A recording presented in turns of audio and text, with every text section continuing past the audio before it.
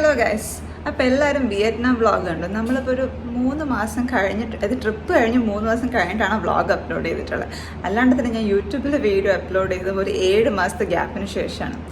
അപ്പോൾ എനിവേസ്, അപ്പോൾ ഞാൻ വിചാരിച്ചു ഇനി തൊട്ട് നന്നാവണം, കുറച്ചുകൂടെ റെഗുലറായിട്ട് വീഡിയോസ് ഇടണം എന്ന് വിചാരിച്ചുകൊണ്ട് ഞങ്ങൾക്ക് ഇന്നത്തെ വീഡിയോ, അത് ഇന്നത്തെ ഒരു ഡേ മൈ ലൈഫ് അല്ല, വൈകുന്നേരം ഓഫീസിന് കഴിഞ്ഞ് വന്ന ശേഷം സംഭവിക്കുന്ന കുറച്ച് കാര്യങ്ങളും കൂടി ഇന്നൊരു വ്ളോഗായിട്ട് എടുക്കാമെന്ന് വിചാരിച്ചു. ആൻഡ് ഇന്ന് വേറെ പ്രത്യേകത ഉണ്ട്. ഇന്ന് വേറെ ഒന്നുമല്ല, ഇന്ന് എൻ്റെയും ചന്തുവിൻ്റെയും വെഡ്ഡിങ് ആനിവേഴ്സറി ആണ്. അപ്പം നമ്മുടെ ഒരു ചെറിയൊരു കുട്ടി വെഡ്ഡിങ് ആനിവേഴ്സറി ആഘോഷം എങ്ങനെയാണെന്നുള്ളതും കൂടി കാണിക്കാമെന്ന് വിചാരിച്ചു. അപ്പോൾ എന്തായാലും വെഡ്ഡിങ് ആനിവേഴ്സറിക്ക് നമുക്ക് വെഡ്ഡിങ് ആനിവേഴ്സറി അല്ല, ഇപ്പോൾ സെലിബ്രേഷനിലോട്ട് നമുക്ക് മുന്നോട്ട്. സെലിബ്രേഷൻ ഒന്നുമില്ല കേട്ടോ, ജസ്റ്റ് ചെറിയ കുറച്ച് സർപ്രൈസസും, പിന്നെ കുറച്ച് നല്ല ഫുഡ് കഴിക്കണം. ഒന്നും ഉണ്ടാക്കിയിട്ടില്ല, സമയമൊന്നുമില്ല. അപ്പോൾ നമുക്ക് ആദ്യം കുറച്ചൊന്ന് ഡെക്കറേറ്റ് ചെയ്യാം, പിന്നെ ഫുഡിന് പഴം തുടങ്ങാം. ഫുഡ് വേറെ ഒന്നുമല്ല, ചിക്കൻ ബിരിയാണി നമ്മുടെ ലക്ഷ്യം. അപ്പോൾ ചിക്കൻ ബിരിയാണി ഉണ്ടാക്കാൻ തുടങ്ങണം. അപ്പോൾ എന്തായാലും നടക്കല്ലേ. ചന്ത വരാൻ ഏതാണ്ട് ഒരു മണിക്കൂറും കൂടി ബാക്കിയുള്ളൂ. അപ്പോൾ അതിനുള്ളിൽ നമുക്ക് വീടൊന്ന് വൃത്തിയാക്കി എടുക്കാനുണ്ട്, കുറച്ചൊന്ന് എന്താ പറയുക പ്രസൻറ്റബിൾ ആക്കി വെക്കാനുണ്ട്, അത്രയേ ഉള്ളൂ. അപ്പോൾ ഇപ്പോൾ കാണിച്ചിരുന്ന ബൊക്കെ എന്താണെന്ന് വെച്ച് കഴിഞ്ഞാൽ വൈകുന്നേരം ഓഫീസിൽ നിന്ന് വരുന്ന വഴിക്ക് വാങ്ങിയ കുറച്ച് റോസ് ആയിരുന്നു. അപ്പോൾ അവിടുന്ന് ചെറിയൊരു ഫ്ലവർ ഷോപ്പിൽ നിന്ന്, അപ്പോൾ അവിടുത്തെ ചേച്ചി അത് കുറച്ചുകൂടെ ഭംഗിയാക്കിയിട്ട് ബൊക്കെ സെറ്റപ്പിൽ കെട്ടിത്തന്നത്. അപ്പോൾ ആ സംഭവം, ആ ഒരു ഇത് എന്താ പറയുക മൊമെൻറ്റ് നല്ലതായിരുന്നു വെച്ചാൽ, പുള്ളിക്കാരി ആദ്യം ഇങ്ങനെ റോസ് തന്നതിന് ശേഷം പിന്നീട് കെട്ടിത്തരാനുള്ള ഒരു ഇനീഷ്യേറ്റീവ് എടുത്തതൊക്കെ ആ വീഡിയോ ഞാൻ എടുത്തിട്ടുണ്ട്. അപ്പോൾ എന്താ അതുകൊണ്ട് കാണിക്കാനത്. സ്റ്റേഷൻ്റെ അവിടെ നിന്ന് ഒരു ഏതാണ്ട് 1 കിലോമീറ്റർ വീട്ടിലേക്കുള്ളത്. സ്റ്റേഷൻ ഇറങ്ങിക്കഴിഞ്ഞ് അപ്പോൾ പോകുന്ന വഴിക്ക് തന്നെയാണ് ഈ ഫ്ലവർ ഷോപ്പ് കണ്ടത്. അപ്പോൾ അവിടെ ചെന്നിട്ട് ആദ്യം കുറച്ച് റോസ് മാത്രം ഉണ്ടായിരുന്നു, വേറെ ഫ്ലവർ ഒന്നും ഉണ്ടായിരുന്നു. അപ്പോൾ അവിടെ നിന്ന് കുറച്ച് വാങ്ങാൻ നോക്കി. അപ്പോൾ എന്താ പറയുക, പുള്ളിക്കാരി ഇങ്ങനെ പറഞ്ഞു ഇതിനകത്ത് 4 റോസിനകത്ത് 50 രൂപ, അങ്ങനെ കുറച്ച് കൂട്ടി പറഞ്ഞിട്ടുണ്ടായിരുന്നു. യൂഷ്വലി അത്ര ഉണ്ടാവാറില്ല. അപ്പോൾ ഞാൻ പറഞ്ഞു ഇത് ഗിഫ്റ്റ് കൊടുക്കാൻ ഹസ്ബൻഡ് എന്ന് പറഞ്ഞപ്പോൾ പുള്ളിക്കാരി ആണോ, അങ്ങനെയാണെങ്കിൽ കുറച്ചുകൂടി ഡെക്കറേറ്റ് ചെയ്യാമെന്ന് പറഞ്ഞിട്ട് അവിടെയുള്ള കുറച്ച് ഇലയൊക്കെ എടുത്തിട്ട് പുള്ളിക്കാരി സ്വയം ഡെക്കറേറ്റ് ചെയ്ത് തന്നിരിക്കുകയാണ് ആ ഫ്ലവർ. എനിവേസ്, പുള്ളിക്കാരുടെ ഇനീഷ്യേറ്റീവിന് ഭയങ്കര നന്ദി പറഞ്ഞുകൊണ്ട് നമുക്ക് അടുത്ത ക്ലീനിങ് കണ്ടിന്യൂ ചെയ്യാം. എന്നിട്ട് ഇനി കുറച്ചൊന്ന് ലൈറ്റൊക്കെ ചെയ്ത് സെറ്റാക്കി എടുക്കാം വീട്ടിന്. ബാക്കി എന്നിട്ട് നമുക്കിനി ബിരിയാണിയുടെ ഭാഗം എന്താണെന്നുള്ളത് പോയി നോക്കാനുണ്ട്. അപ്പം കാണാം. ബിരിയാണി പണി ഏതാണ്ട് ഒരു ഹാഫ് ആയപ്പോൾ തന്നെ നമ്മൾ ഓർഡർ ചെയ്ത കേക്ക് വന്നു. ഞാൻ എന്തായാലും കേക്ക് എന്ന് പറയാൻ പറ്റില്ല, ചെറിയ പീസ് ഓഫ് കേക്കാണ് ഓർഡർ ചെയ്തിട്ടുണ്ടായിരുന്നത്. യൂഷ്വലി എപ്പോഴും നമ്മൾ വലിയ കേക്ക് വാങ്ങും, പിന്നീട് അത് കഴിക്കേണ്ടത് വെറുതെ ഫ്രിഡ്ജിൽ വെച്ച് വേസ്റ്റാക്കി പോകത്തേ ഉള്ളൂ. അപ്പോൾ അതുകൊണ്ട് ഇതാണ് തീരുമാനിച്ചിട്ടുണ്ടായിരുന്നു, ഏറ്റവും ചെറിയ സൈസ് കേക്ക് എവിടെ നിന്ന് കിട്ടും അവിടെ നിന്ന് ഓർഡർ ചെയ്യാം. അപ്പോൾ അങ്ങനത്തെ ഒരു സ്ലൈസ് ഓഫ് കേക്ക് കിട്ടിയിട്ടുണ്ടായിരുന്നു. അപ്പോൾ അത് നമ്മളിവിടെ അടുത്തു നിന്നുള്ള ഷോപ്പിൽ നിന്ന് തന്നെ ഓർഡർ ചെയ്തിട്ടുണ്ടായിരുന്നു. ഭയങ്കര പ്രസൻറ്റബിളായിട്ട് അവർ വെച്ചിട്ടുണ്ടായിരുന്നു. ഒരു ചെറിയ ഹാർലീസ് എന്ന് പറഞ്ഞാൽ അവരുടെ ഷോപ്പായിരുന്നു അത്. ആൻഡ് അതിനകത്തൊരു പിസ്റ്റാഷ്യൂ കോട്ടിംഗ് ഒക്കെ ഉള്ള ഒരു ടൈപ്പ് ഓഫ് കേക്കായിരുന്നു. അപ്പോൾ ഇതാണ് നമ്മുടെ ടേബിൾ. അത്ര സംഭവമായിട്ടൊന്നും ഡെക്കറേറ്റ് ചെയ്തില്ല, ജസ്റ്റ് സിമ്പിളാക്കി വെച്ചു. അപ്പോൾ എന്തായാലും ഇവിടെ ബിരിയാണിയുടെ മസാല അപ്പോൾ റെഡി ആയിട്ടുണ്ട്.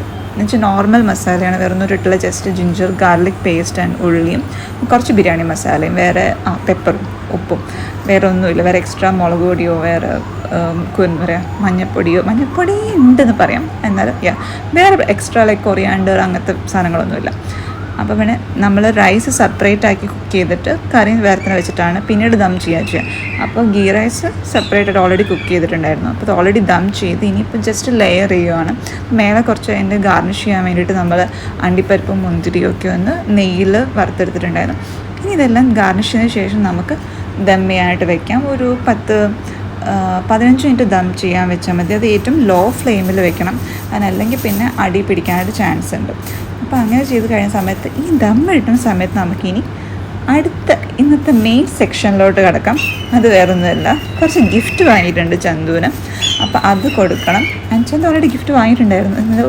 അത് വന്ന സമയത്തുള്ള എക്സൈറ്റ്മെൻറ്റ് എനിക്ക് ഷൂട്ട് ചെയ്യാൻ പറ്റില്ല. അപ്പോൾ ഞാൻ വാങ്ങിയ ഗിഫ്റ്റുള്ള വീഡിയോസ് എന്തായാലും ഷൂട്ട് ചെയ്തിട്ടുണ്ട്, നമുക്കത് കാണിക്കാം.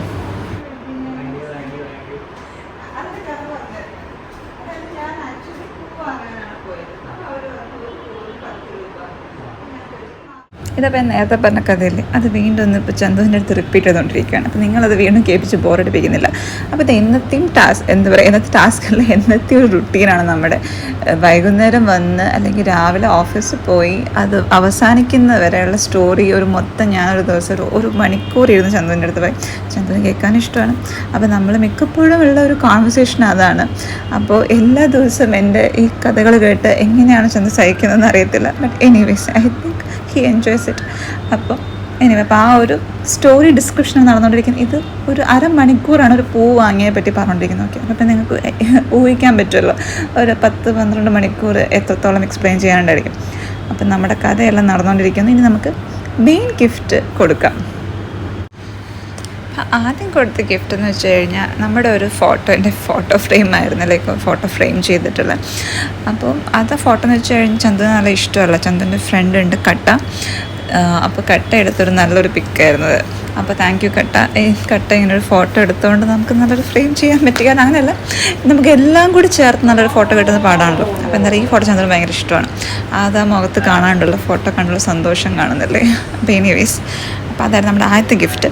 അപ്പോൾ എന്തായാലും അത് ചന്ദ്രന് ഇഷ്ടപ്പെട്ടെന്ന് മനസ്സിലായി. ആൻഡ് നമുക്കിനി അടുത്ത ഗിഫ്റ്റ് നോക്കാം.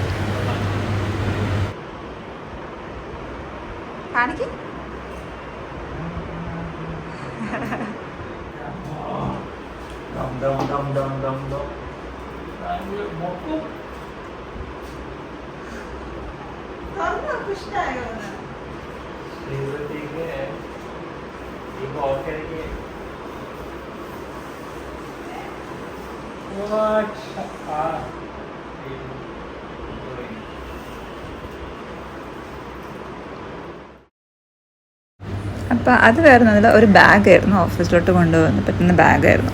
അപ്പോൾ നമ്മുടെ ഗിഫ്റ്റിംഗ് സെറമണി തീർന്നിരിക്കുകയാണ്. ഇനി നമുക്ക് മെയിൻ ഐറ്റം ഓഫ് ദ ഇന്നത്തെ പരിപാടി, അതായത് നമ്മുടെ ബിരിയാണി.